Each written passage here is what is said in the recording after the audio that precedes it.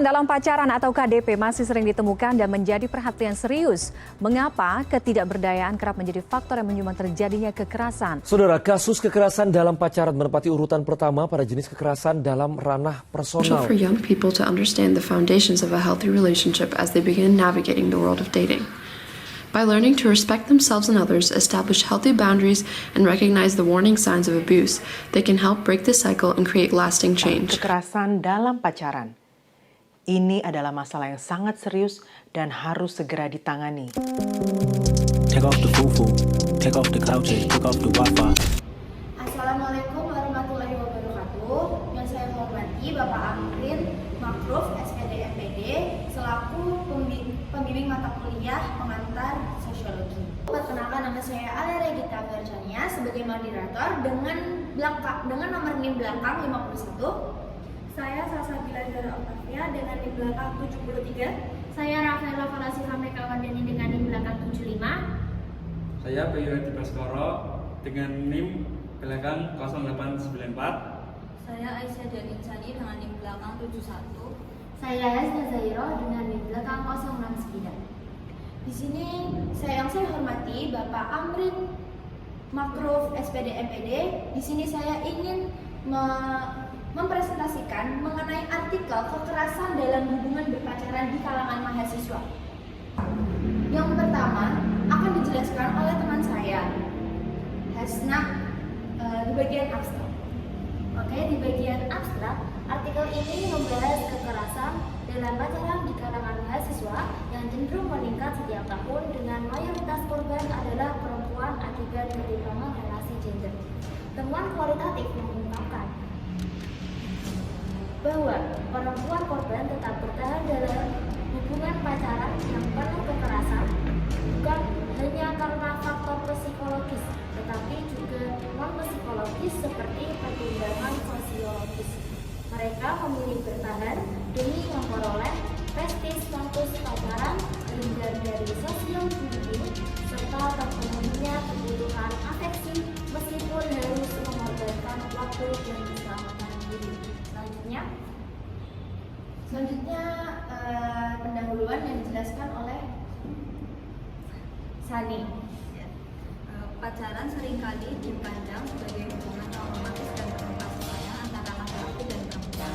Namun kenyataannya pacaran juga dapat menjadi rumah terjadinya kekerasan, terutama terhadap perempuan. Data Komnas Perempuan pada 2019 menunjukkan peningkatan kasus kekerasan dalam pacaran dari 21% pada 2015 menjadi 25% pada 2016 dengan korban sebagian besar adalah perempuan. Berbagai penelitian menyebutkan bahwa perempuan korban kekerasan kerap kali tetap mempertahankan hubungan tersebut. Hal ini disebabkan oleh faktor psikologis seperti rasa takut, kecemasan akan masa depan, dan tekanan sosial yang membuat mereka enggan putus, khususnya pada usia 18-25 tahun yang dianggap sebagai masa mencari pasangan untuk menikah. Selain itu, faktor non-psikologis seperti ketergantungan materi dan non-materi terhadap pasangan, seperti ketimpangan sosial ekonomi juga memperkuat posisi perempuan sebagai pihak yang rentan. Fenomena ini dapat dijelaskan melalui teori pertukaran sosial yang menekankan bahwa individu bertindak rasional untuk mendapatkan keuntungan dan menghindari kerugian. Dalam konteks pacaran, meskipun beberapa mengalami kekerasan, perempuan tetap bertahan karena masih merasakan ketergantungan seperti status sosial, afeksi, dan keamanan emosional, meskipun harus mengorbankan waktu dan terjebak dalam hubungan yang penuh kekerasan. Oke, selanjutnya saya akan menjelaskan mengenai metode penelitian. Jadi metode penelitian dari artikel kekerasan dalam hubungan berpacaran di kalangan mahasiswa menggunakan metode penelitian kualitatif yang berfokus pada proses menggali, melihat realitas sosial secara mendalam yang syarat akan makna dibalik suatu tindakan dan fenomena sosial. Penulisan artikel ini bertujuan untuk menggali lebih dalam pengalaman perempuan yang menjadi korban kekerasan dalam berpacaran. Pengalaman perempuan itu digali dengan cara diwawancara secara langsung, diwawancara mendalam untuk hasil sebagai data primer. Data sekundernya didapatkan melalui laporan-laporan Komnas Perempuan, jurnal, bahan bacaan lainnya yang berhubungan dengan kekerasan dalam berpacaran. Studi ini tergolong studi kasus karena melihat dan membandingkan beberapa kasus sehingga diperoleh kedalaman data terkait isu yang sedang diangkat. Adapun kriteria subjek penelitian, yaitu adalah perempuan korban kekerasan dalam berpacaran, status mahasiswa, berada pada rentang usia emerging adulthood atau rentang usia sekitar 18 sampai 25 tahun. Status mahasiswa ini dikaitkan dengan pilihan rasional perempuan dalam menentukan tindakan. Perempuan yang sudah berstatus mahasiswa seharusnya sudah bisa lebih matang untuk memiliki orientasi yang jelas dalam mengambil tindakan. Terima kasih. Oke, selanjutnya untuk hasil dan pembahasan akan dijelaskan oleh Bayu dan Salsa. Pola hubungan pacaran perempuan dipengaruhi oleh motivasi dan karakteristik pasangan dengan pacaran menjadi tuntutan sosial pada usia tertentu. Kebutuhan afeksi seperti kasih sayang, perhatian, dan cinta mendorong perempuan berpacaran yang dianggap sebagai hiburan, status sosial, eksplorasi, dan proses memilih pasangan hidup. Namun, hubungan yang tidak seimbang menimbulkan kontrol dan pengendalian dari pihak yang lebih dominan, termasuk kekerasan sebagai bentuk mempertahankan kontrol. Kekerasan sering ini tidak disadari oleh perempuan, korban yang sulit membedakan antara kasih sayang dan kekerasan serta cenderung menutupi pengalaman tersebut melalui penolakan diri atau self-denial. Kemudian, perempuan korban kekerasan sering mengalami kekerasan berlapis hingga 2-3 kali bentuk kekerasan. Data dari Komnas Perempuan menunjukkan data kekerasan tersebut bisa 3 hingga 4 kali lipat lebih banyak jika dicatat secara rinci. Perempuan korban mempertahankan hubungan pacarannya karena adanya pertimbangan bahwa keuntungan yang diterima lebih besar daripada pengorbanan yang dilakukan.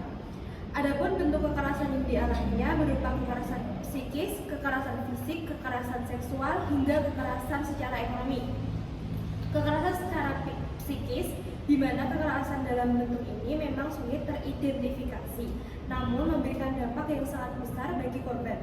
Ditandai dengan adanya sikap posesif, pengekangan ruang gerak, hingga dibatasi untuk beraktivitas. Yang kedua, kekerasan fisik.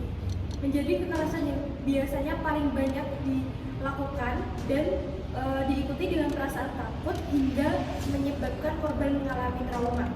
Contoh dari kekerasan fisik ini dapat berupa menampar, mencekik, memukul, hingga mendorong korban. Yang ketiga, ada kekerasan seksual. Korban mengalami kekerasan seksual berupa pemaksaan hubungan badan, berkomentar dengan komentar yang mengarah ke pornografi dan lain-lain. Yang terakhir, ada kekerasan secara ekonomi, di mana korban merasa dirugikan secara finansial, bentuknya seperti dipaksa mengeluarkan biaya yang tidak diinginkan untuk pasangan. Banyak hal yang mendasari alasan seseorang melakukan kekerasan seksual. Di antaranya terdapat single factor motivation yang berasal dari dalam diri pelaku, baik itu berupa penyakit mental, perasaan cemburu berlebihan, kebencian, dan lain-lain. Selain itu, tidak jarang kesalahan sosialisasi dalam keluarga maupun lingkungan mendorong seseorang untuk melakukan kekerasan. Oke, yang terakhir ada simpulan yang akan dijelaskan oleh Mbak Rafael. Penelitian ini membahas tentang kekerasan dalam pacaran yang dialami perempuan. Yang berakar pada ketimpangan relasi gender, laki-laki memiliki kontrol lebih besar, membuat perempuan rentan terhadap kekerasan dan pengendalian. Pola hubungan yang terbentuk adalah relasi kekerasan dan ketergantungan, di mana perempuan cenderung mengikuti kemauan pasangan dan harapan. Lama hubungan dan tidak kemampuan untuk menolak. Semakin tinggi ketergantungan, semakin besar potensi kekerasan. Meskipun mengalami kekerasan, banyak perempuan tetap bertahan dalam hubungan. Teori pertukaran ini memiliki pilihan rasional mencoba menjelaskan hal ini, namun ini tidak cukup untuk memadani karena banyak perempuan bertahan meskipun banyak dirugikan. Keputusan mereka dipengaruhi oleh struktur budaya dan tekanan sosial. Tidak hanya itu, tapi juga hubungan keluarga ataupun kekerabatan. Dalam banyak kasus perempuan merasa terjebak dalam hubungan ini karena tidak melihat pilihan lain. Penelitian ini masih memiliki kekurangan seperti kurangnya perhatian terhadap pengaruh eksternal seperti teman juga termasuk dan belum mengeksplor perspektif pelaku dan konteks budaya lokal.